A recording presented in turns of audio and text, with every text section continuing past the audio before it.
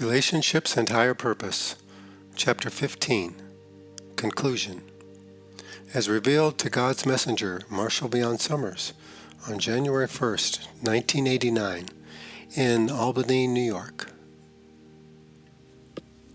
There are many specific elements in initiating, maintaining, and completing relationships that have not been mentioned in this book, yet they are related to what has been presented here. Knowledge is your guide. Fantasy will undermine you. Honesty will provide safety. Dishonesty will create a threat.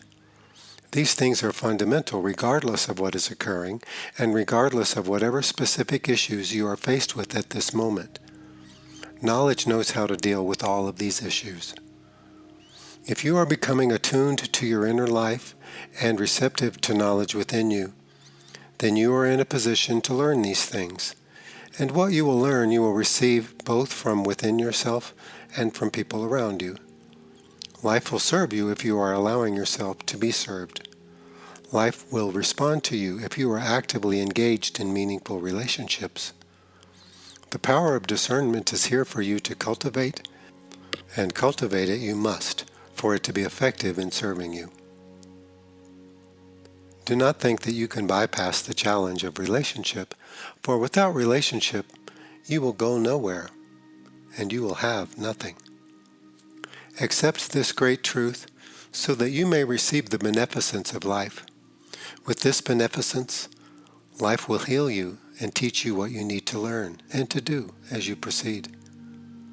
Life is here to serve you, and your relationships with others are the context in which this service is rendered. Accept then the gift of grace for yourself and for everyone. Become dedicated to being a student of knowledge, and you will be dedicated to receiving the truth and to giving the truth. The blessings of your experience of relationship will then be given to others in ways even beyond your recognition, for the giving never stops once it is initiated. It continues to reverberate through people. This is part of the mystery of your life. For what is beneficial for you today was given hundreds and thousands and even millions of years ago, and is continuing to reverberate from individual to individual. Here the greatness of the past serves the immediate needs of the present, as the greatness of the present will serve the needs of the future. Your errors occur and can be forgotten, but your successes last, because they are all successes in relationship and communication. They all bring into consciousness the reality of God's life, which is a life of pure relationship. Practical questions will continue to arise. Yet with a supportive network of individuals, and with a commitment to experience knowledge and to exercise your honesty, you will be in a position to learn precisely what you need at this time. You will be able to find and give what you need within the context of your relationships with the greatest effectiveness and satisfaction. You were sent into the world by God to serve your spiritual family. You were sent to initiate and reclaim relationships, to recognize your gifts, to allow them to be expressed, and to undergo a lifelong process of preparation, each stage of which is necessary for you and necessary for those who will know you. The success of your life will be for you and for those with whom you become engaged. It will transcend your immediate circumstances and will continue into the future to serve the world. For knowledge is a living force, and to the extent that it has been reclaimed, it is present everywhere. You contribute to the power of knowledge in the world by receiving it and expressing it yourself. As your receptivity and expression grow, the power of knowledge grows. The state of the world is a mixture of knowledge and the denial of knowledge. These two realities are not at war with each other. They simply coexist. How can knowledge coexist with falsity? Knowledge exists because it is here and because it is being contributed. It does not seek to conquer or to eliminate falsity. It only seeks to establish itself. Falsity may resist knowledge, but it cannot dominate it, and it cannot overcome it. Falsity can only distract people and lead them in another direction. How fallible, then, is that which is not true? How deceptive it must be, then, to gain such attention. Be aware that what offers immediate allurement rarely offers lasting satisfaction. When you think objectively about this, you will see that immediate allurement and lasting satisfaction are usually incompatible with one another. For how can a moment of pleasure in any way compare to a lifetime of giving and receiving, a lifetime of accomplishment and fulfillment, and a lifetime of learning, challenge, and success? All encouragement is given to you who have come into the world to seek true relationship.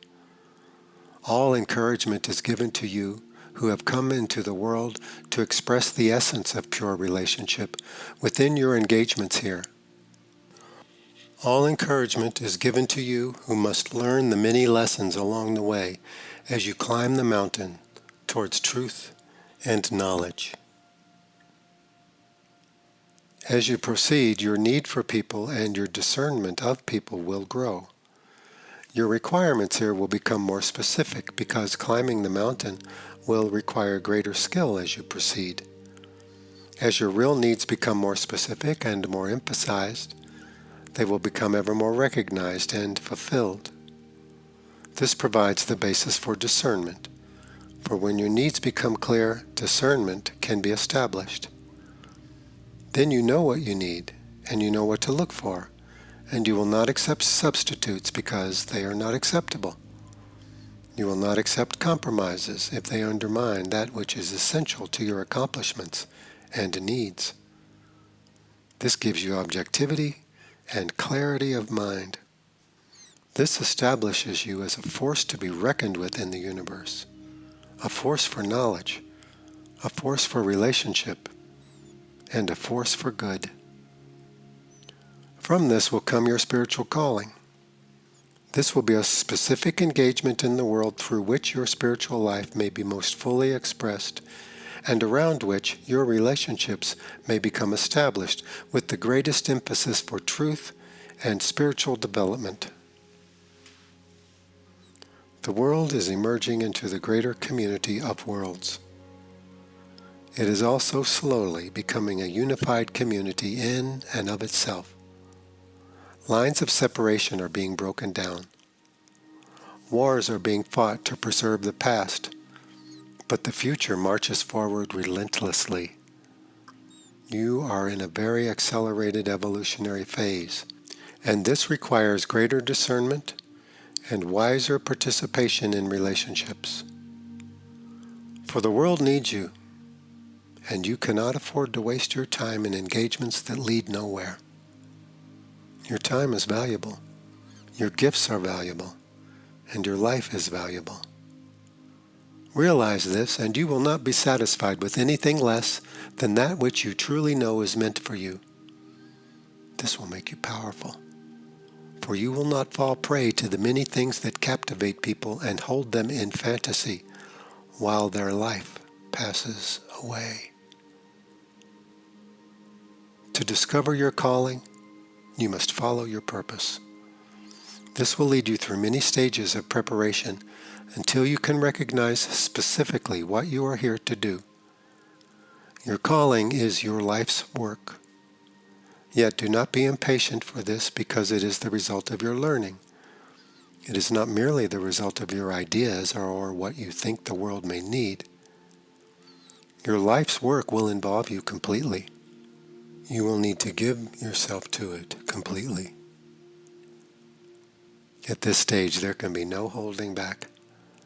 You must reach this stage of development where you can give yourself completely without a sense of sacrifice or loss.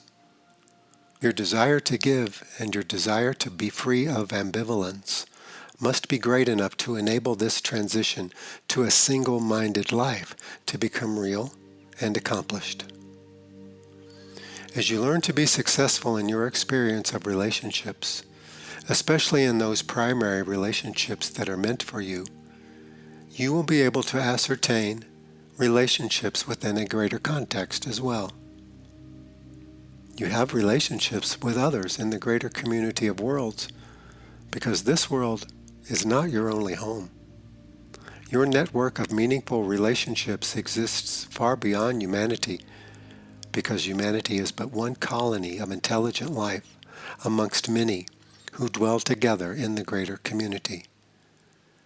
You have relationships there, and for you these relationships may be very primary because they are relationships with members of your spiritual family.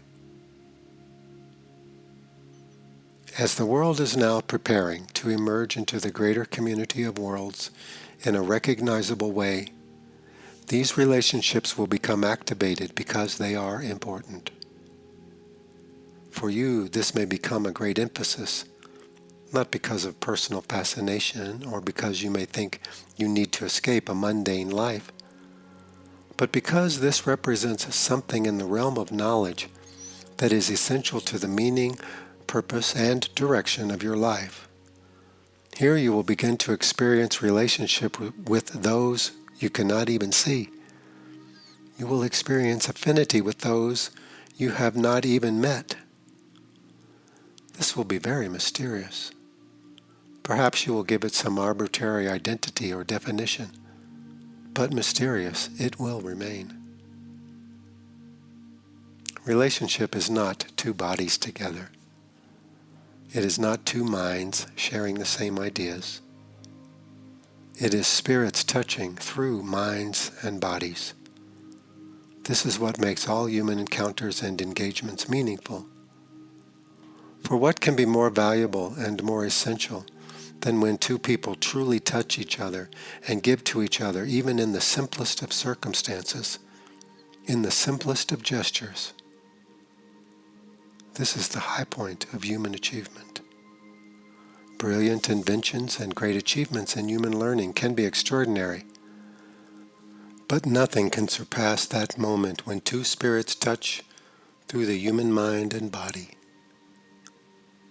This is what you are seeking in relationships, and this is why this preparation is being offered to you. It is a moment of deep recognition within the context of a relationship. You may experience such moments of recognition outside the context of a relationship, but they will have no means of expression. Every moment of recognition within the context of a relationship means that the relationship itself can express that recognition and its benefits to the world around you. Here the gift is being experienced and has the opportunity to be given. Whatever is given from this recognition and relationship will grow within you.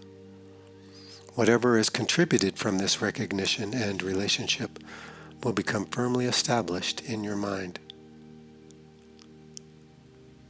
What is being presented here is a new way of seeing and a new way of relating to yourself, to others, and to the entire world. Yet it is not really new at all because it is so natural. It can seem to be new because what people experience in their relationships is so often unnatural. The truth always appears to be new and revolutionary, though it has always been around. Perhaps it is being expressed in new ways. Perhaps it is being clothed in terminology and examples that are relevant to your experience. Yet it is older than time, for the lessons of relationship have always been there to learn. Those of you who are fortunate to live in a relatively free society, those who have so many opportunities for error and so many opportunities for engagement with others, now have a greater opportunity for gaining true wisdom in relationships. With this freedom to engage with others, the risk of error is greater. Yet the possibility for success is also greater.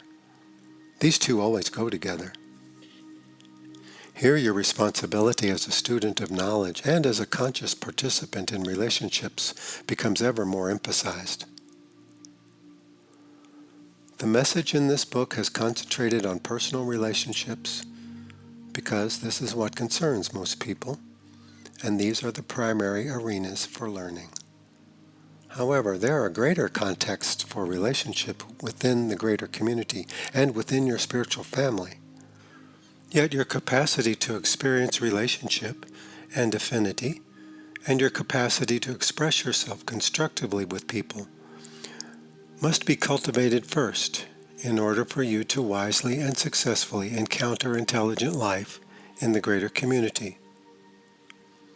Building this capacity will enable you in the future to have a direct encounter both with your inner teachers and with your spiritual family. This message from the Creator on relationships and higher purpose is paving the way for these greater encounters by placing your learning exactly where it is most important and effective now.